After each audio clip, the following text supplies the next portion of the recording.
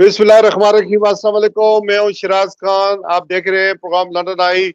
नाजरीन, यूनान के अंदर जो 300 से जायद पाकिस्तानी इस वक्त जो उनकी कहानियां, स्टोरियां या इंफॉर्मेशन हमें मिल रही है, हम कोशिश कर रहे हैं कि ज़्यादा से ज़्यादा शेयर की जाए, क्योंकि पाकिस्तान के एक तो अंदर जो उनके रिश्तेदार हैं, वर्साएं इस वजह से परेशान हैं, और दूसरी बात यह है कि बाहर के मुल्कों में जब हम पाकिस्तानी आते हैं तो हमें किन मसाइल का सामना करना पड़ता है। इस वक्त चूंकि पाकिस्तान की जो अरबाब इख्तियार हैं, उनको तो इन सारी चीज़ों का पता है, चूंकि उनके नाक के नीचे ये जुल्म होता है, और जो पाकिस्तानी पाकिस्तान छोड़कर बाहर के मुल्कों में जाते हैं, उन्हें इंसानी स्मगलिंग का ये जो धंधा है, इसमें वो खुद एयरपोर्ट्स तो नहीं क्रॉस कर सकते और ना ही आ सकते हैं। जाहिर है वहाँ का जो हमारा FIA है, वहाँ की लोकल जो गवर्नमेंट है, जो पुलिस है, जो बॉर्डर को कंट्रोल करते हैं, या बहरी हमारे समुद्रों की को कंट्रोल करते हैं, जाहिर है उनका उनका अख्तियार होता है। उनकी मिली भगत से तो ना ही बंदे बाहर आ सकते हैं, स्मगल हो सकते हैं, और न जहाज पे चढ़ सकते हैं, न किसी जगह बॉर्डर क्रॉस कर सकते हैं। हम जो यहाँ सेटल है बाहर के मुल्कों में, हम जब पाकिस्तान के किसी एयरपोर्ट से ट्रैवल करते हैं तो हमारी सारी पॉकेटें भी चेक की जाती हैं, और ये हमारे लिए बड़ा मुश्किल होता है कि हम अपने जेब में कोई चीज लेके आ जाएं, या इलीगल तरीके से हम कोई चीज वहां जिसकी इजाजत नहीं है वो हम यहाँ लेकर आ जाएं, क्योंकि बहुत सारी चेकिंग होती है। तो ये बहरहाल एक सवाल है कि ये जो इंसानी स्मगलिंग होती है, उसको कौन कौन से लोग हैं जो ऑन ग्राउंड उन एजेंटों की मदद करते हैं। ये एक पूरा माफिया है, गांव से शुरू होता है और यूरोप तक फैला हुआ है। ये किस तरह के मामलात होते हैं, और फिर ये पहला वाकया नहीं है जो यूनान के अंदर पेश आया। इससे पहले के हिस्सों में कई दफा पाकिस्तानी जो है वो अपनी जानें जो है इसी तरह गंवा बैठे हैं।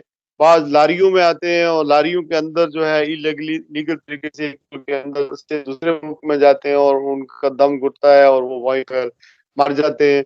तो ये अनफॉर्चुनेटली जाहिर है पाकिस्तान में जॉब्स नहीं है, उस तरह के मौके नहीं है। लोग अपने अपने ख्वाब, अपने अपना अपना बेहतर मुस्तकबिल बनाने के लिए पाकिस्तान छोड़ते हैं, अपना घर बार छोड़ते हैं, माँ बाप बहन छोड़ते हैं, और वो इन मुल्कों का रुख करते हैं। लेकिन येट अगेन उनकी जिंदगियों को इस तरह जो है वो बड़े हादसा से दो चार होना पड़ता है। मुझे आज ज्वाइन किया है सैयद मोहम्मद जमील साहब ने, जो सदर हैं पाक हेलिक कल्चरल एंड वेलफेयर सोसाइटी यूनान के, बानी सरपरस्त पाकिस्तान जर्नलिस्ट क्लब यूनान है, और इसके अलावा TV एंकर हैं, इमिग्रेशन कंसल्ट हैं, और अपनी मायराना राय हमेशा अपने TV प्रोग्रामों के जरिए वो शेयर करते रहते हैं, हम तक बहुत सारी मालूमात हमें पहुंचाते हैं। अस्सलाम वालेकुम जमील साहब, एंड वेलकम। आपके टाइम का बहुत शुक्रिया।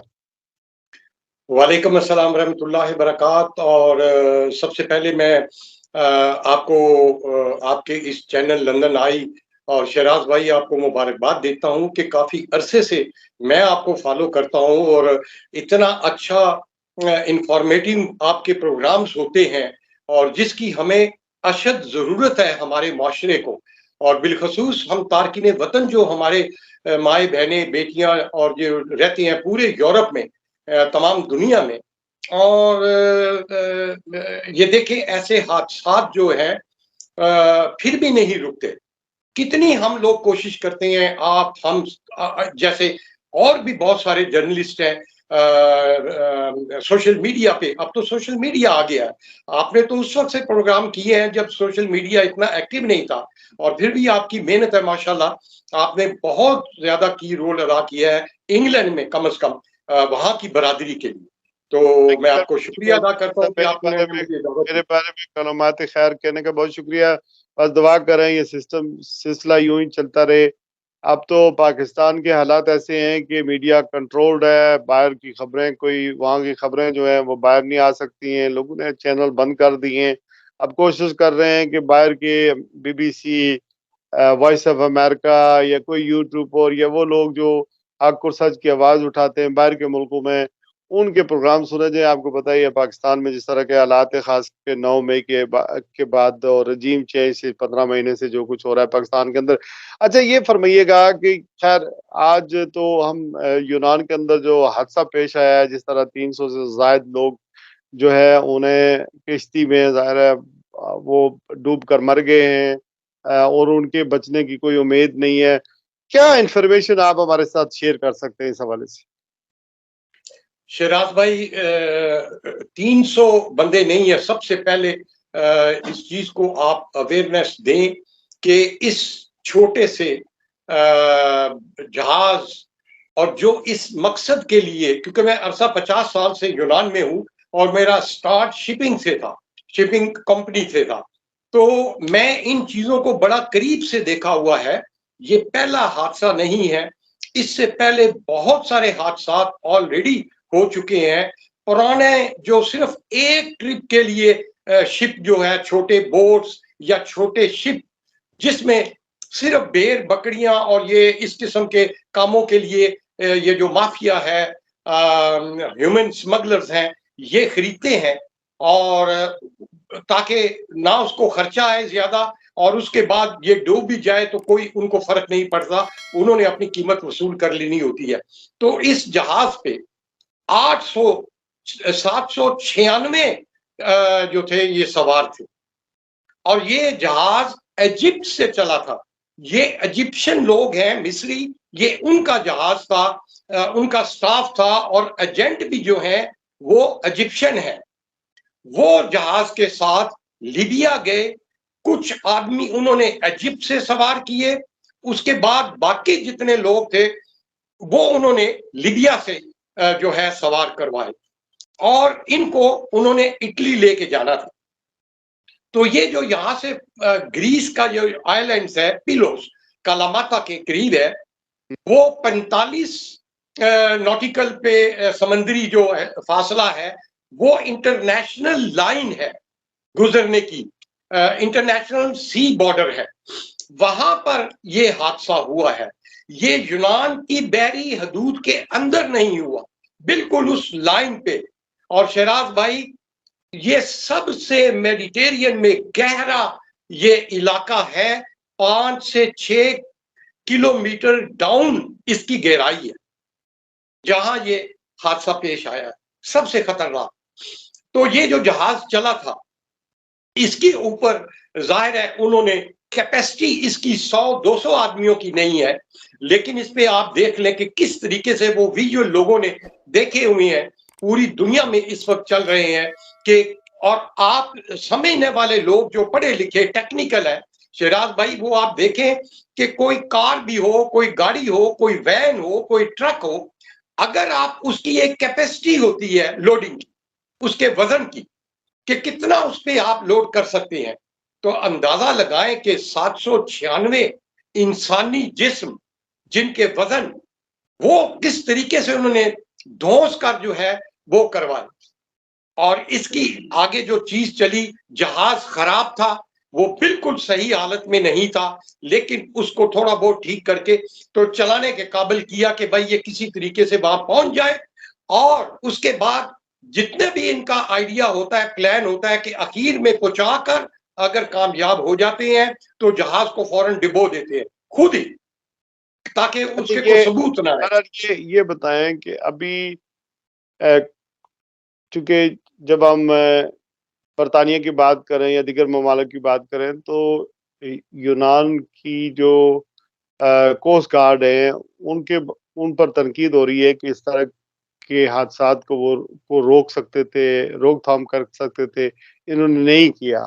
तो आप समझते हैं कि आप ये कह रहे हैं कि समुद्री हदूद तो 12 यूनान की थी, तो इस तरह का मामला जो है कई अरसे से चल रहा है, लेकिन ये बदकिस्मत किसी जो है यहाँ पर आकर जो है इतना बड़ा जानी ज़िया हुआ है। शराज भाई, ठीक इस हादसे से 4 दिन पहले एक और बोट जो है वो लेकर लोगों को आई, वो भी डूब गई बकायदा। इसी तरीके से उसको डुबोया गया, वो कोस्ट गार्ड ने नहीं डुबोया, वो पूरे इंटरनेशनल मीडिया पे है वो। और यहाँ की कोस्ट गार्ड ने और उन तमाम लोगों को बचाया। उनमें से मेजॉरिटी ख्वातीन और बच्चे भी थे, उनको उन्होंने रेस्क्यू किया। ये हम नहीं कह सकते कि इसके अभी कोई वाज़ेह सबूत नहीं है। यहाँ की सुप्रीम कोर्ट ने ऑर्डर कर दी है, कमेटी बना दी है इंडिपेंडेंट, जो इसकी तहकीकात कर रही है।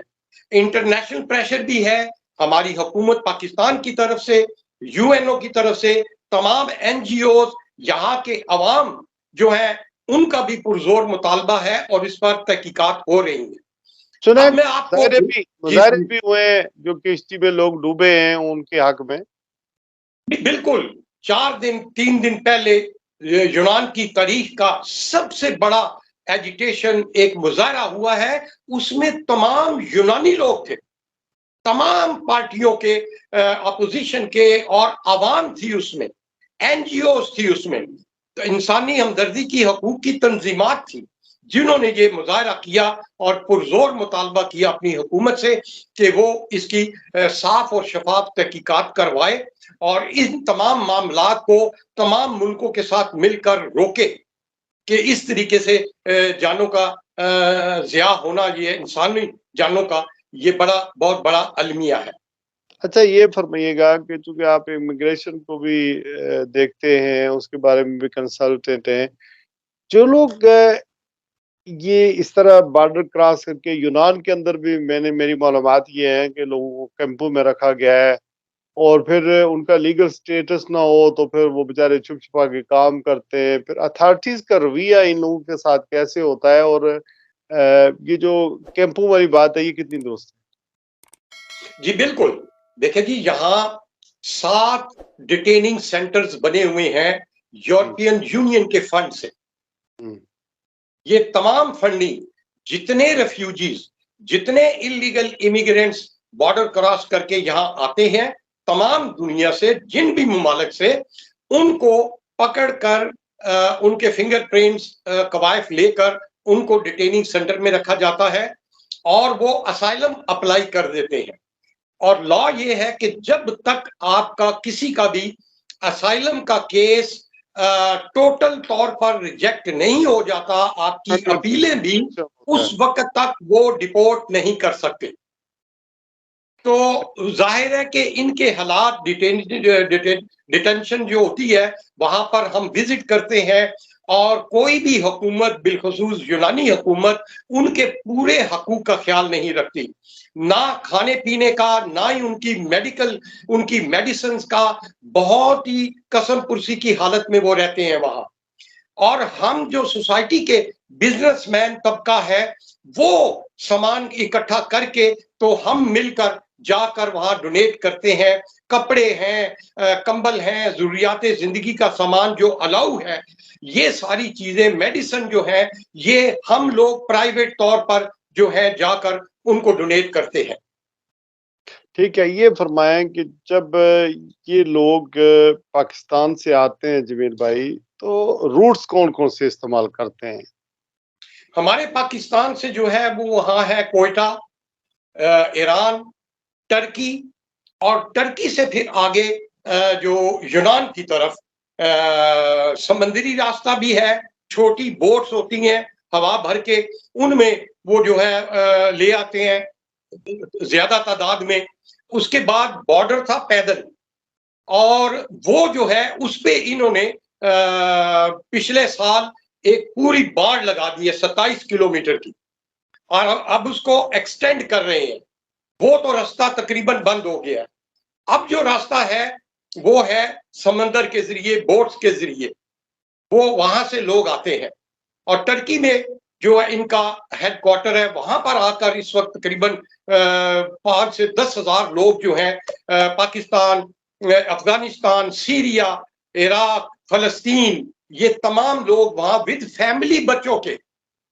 हमारे लोग जो हैं, हमने शहराज भाई आपके तवज्जुह से एक बात, और आप भी इसको प्रमोट करें, हमारा ये मुतालबा था तकरीबन 20 साल पहले कि यूरोपियन यूनियन जो फंडिंग यहाँ करती है, गैर कानूनी तारकीन वतन जब पहुंच जाते हैं यहाँ, उनके लिए या उनकी डिपोर्टेशन के लिए या उनके असाइलम डिटेंशन के लिए, तो आया हमारी गवर्नमेंट की कमजोरियां हैं जो हमने प्रपोजल भी दिया, फिजिबिलिटी रिपोर्ट दी तमाम हमारी हुकूमतों को, और यूनान हुकूमत ने वो एक्सेप्ट भी कर ली कि यूरोपियन यूनियन वो फंडिंग पाकिस्तान में करे, वहां पर अपनी एनजीओ को प्रमोट करे कि वो अवेयरनेस दें वहां पर अपने लोगों देहातों में, गांव में, कि भाई ये गैर कानूनी तरीके से जाना जो है ये अपनी मौत को दावत देना है। यानी खुद पैसे देकर, जायदादें देकर अपनी मौत खरीदते हैं ये लोग। इस पर हमारी हुकूमतों ने कोई काम नहीं किया आज तक। आप देख लें, कोई पॉजिटिविटी नहीं हुई आज तक। तो आज देख लें ये कितना बड़ा हादसा है और ये रुकेगा नहीं। हमारी इतला के लिए लीबिया में इस वक्त 4 से 5 हजार पाकिस्तानी स्टैंड बाई है। क्या हमारी हुकूमत उनके लिए कुछ कर सकेगी कि उनको वापस लाया जाए, या वो भी एक नए हादसे का इंतजार होगा कि वो दोबारा किसी शिप में एजेंट जो है उन्होंने पैसे ले लिए होंगे उनसे। सही। और एक ब्रेकिंग न्यूज मैं अभी आपके प्रोग्राम में दे रहा हूं, मैंने अपने प्रोग्राम में देनी थी इस हादसे के वाकये की मुतालिक, जो अभी तक ग्रीक मीडिया ने सिर्फ दी है आज सुबह।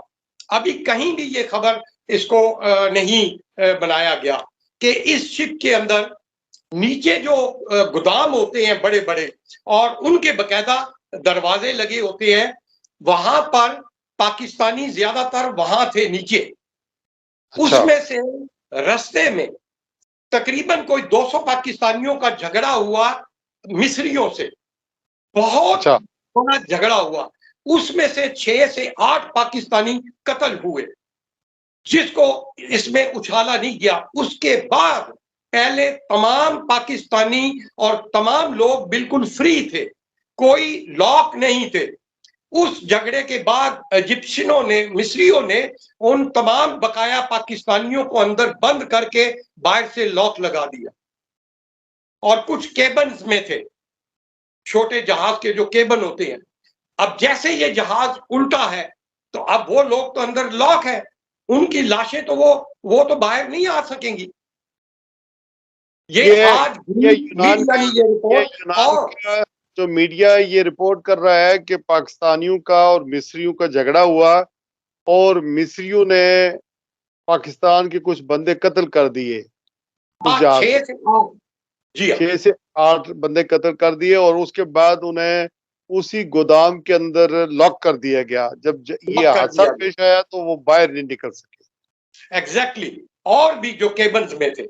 उसके बाद यहाँ पर जब ये रेस्क्यू किया गया, 104 लोगों को रेस्क्यू किया है उन्होंने, जिसमें से 12 पाकिस्तानी जो है वो अल्लाह ताला की रजा से, उनके अपने माँ बाप की दुआओं से वो जिंदा बच गए हैं। वो अभी यहाँ कैंप में है और बिल्कुल सेफ है। 2 जख्मी थे, वो भी वापस आ गए हैं हॉस्पिटल से और वो बिल्कुल सेफ है इस वक्त, और उनका ख्याल रखा जा रहा है। सफारत खाना पाकिस्तान और हमारे सफीर मोहतरम जनाब आमर आफ्ताब कुरैशी साहब, इस पे दिन रात उन्होंने टीम बनाई हुई है, जो दिन रात 24 घंटे, वो हमने डॉक्यूमेंट्स, प्रेस रिलीज आपको भेजी है, वो शेयर कर दीजिएगा।